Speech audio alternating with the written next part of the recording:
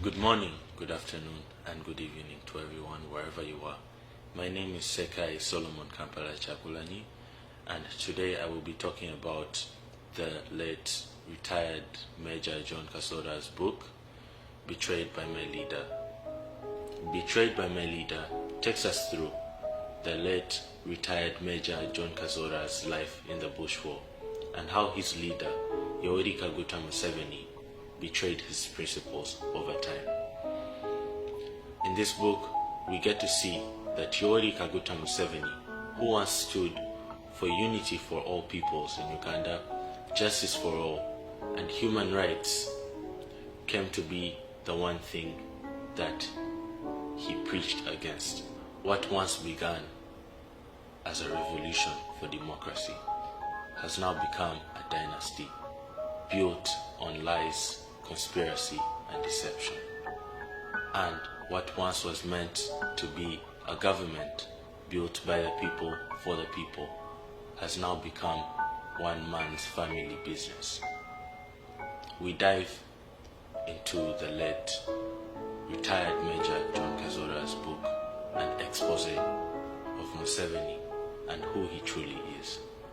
In the beginning, Museveni sounded like hope, a young intellectual man, a man who promised to unite all our tribes and restore dignity to the Ugandan people. But even in those early days, beneath all the slogans and the sharp speeches, the author saw something darker, an obsession with control. Loyalty mattered more to Museveni than courage. Obedience mattered more than the truth. And the very methods used to win the war, secrecy, manipulation, and the silencing of all their enemies, became the blueprint for the dictatorship that followed. He became the very thing he swore to destroy. When Museveni came into power in 1986, Ugandans celebrated. They thought that the tyranny was over. Songs of freedom filled the air, but the honeymoon was very short-lived. Shortly after, all political opponents to Museveni either disappeared or were incarcerated. Let's speak facts. Museveni abolished political parties. He abolished political parties and replaced them with a movement system, a one-man structure that demanded loyalty over political freedom and demanded loyalty over the love for your people. Museveni built the NRA into the UPDF, and this new UPDF was Museveni's own little personal army, which he used to purge political enemies and to silence the Ugandan people. Anyone that came up to say anything against Museveni was immediately silenced. Even his own comrades, the likes of Besigye, Sejusa, and Mushega, all were silenced. Some were exiled, jailed, and some were even killed. All of these among others. These were the tactics that Museveni used to intimidate and silence the Ugandan people right after he came into power. This is how Museveni has held power for such a long time. By the mid-90s, the Bush War's dream was now gone, rotten. The 10-point system that Museveni and his comrades had built early on in the struggle that put forward democracy, the advancement of society, and the well-being of the people was now down, and a new system that based itself off bribes, intimidation, and killings was put in place, not to ensure the well-being of the people of Uganda, but to ensure the longevity of Museveni's government, to leech and milk Ugandans for as long as possible. The revolution was over. Now the regime had begun. Museveni's Uganda runs on surveillance and silence. The Chieftaincy of Military Intelligence, CMI, the Internal Security Organization, ISO, and the Special Forces Command, SFC, all of them function as extensions of one man's paranoia. Safe houses became torture chambers, citizens vanish in the night, journalists are beaten for filming the truth, and opposition leaders are arrested for daring to speak. In this Uganda, you do not need to commit a crime to be imprisoned. You only need to think differently. This, my brothers and sisters, is how the revolution eats its own children. While the people are controlled by fear, Museveni builds a dynasty behind the curtains.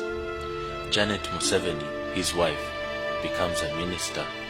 Relatives control security, intelligence, and finance, and his son, General Muhoozi Kainerugaba, is quietly groomed to inherit power.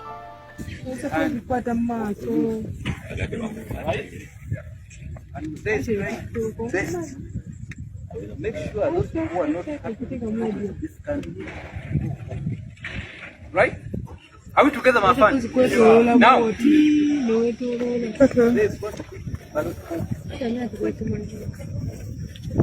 Right? It's physical. All people who he has been with. Are we together? Meaning the last date of the retirement of the general 20. All of them. Right? Now 2028. We shall identify officers which we are doing now. Where the regions where they come from. What is called MK project. MK what? Project. MK project. If you are getting it, I am telling you we shall crush you. We shall do what? Yeah, we shall crush you. I am not a Munyankole and I have never been a Munyankole. My mother is a Mutoro. Sawa. But to be who I am right now, I was never by Munyankole. I became a Koporo by Munyankole. I became a Usmiten by Munyankole. I became a PC by Munyankole. I became a lieutenant by Munyankole. I am here in Oliver Town by Munyankole. Yes, sir. So there is no way whatsoever that I can betray you. Right? So you have become an officer. I'm telling you this bitter message. I'm telling you what? A very bitter message that you must accept it. That if they come, you finish 2026, he comes, you hand over 31, give us the blessing, then the MK project takes what? And if you want to enjoy this family, I'm telling you, if you want to enjoy this family, you must vote. Are we together? Campaign? Yes. This is not a conspiracy, it's a fact. Uganda, once a republic, has become a royal estate. Our forefathers fought against a monarchy, and they were lied to and manipulated into crowning a new royal family. But this time, the royal family is wearing military uniforms. In the book, we see the author talk about how the constitution has been manipulated. In 1995, when Ugandans believed in a new dawn, a constitution with term limits and age limits. But when those limits threatened Museveni's rule, he shredded them. In 2005, he removed term limits. And in 2017, I'm sure most of us have seen, and most of us were there during that time, when the age limit was abused and the age limit was removed in 2017. The author does not mourn for himself, but for a generation of people that have been deceived. The same guns that have freed Uganda are now turned on Ugandans. The same flag that symbolizes unity now flies over fear. He writes, "We replace the gun with the same gun pointed at us." That line defines Uganda today and the position we're in as a country. Now, my brothers and sisters, this is a call to action. Us as Uganda's young and restless generation, for us to unite, we need to work beyond this fear and this intimidation if we want to build a new Uganda where all of us are equal, where all of us have the same opportunities as the next person. We need to unite. The current regime survives through military control, manipulation, corruption, and patronage, but it cannot survive in a population where 80% of us are under the age of 30. We need to unite and look past all this manipulation. We need to look past everyone's tribes. We need to look past everyone's differences.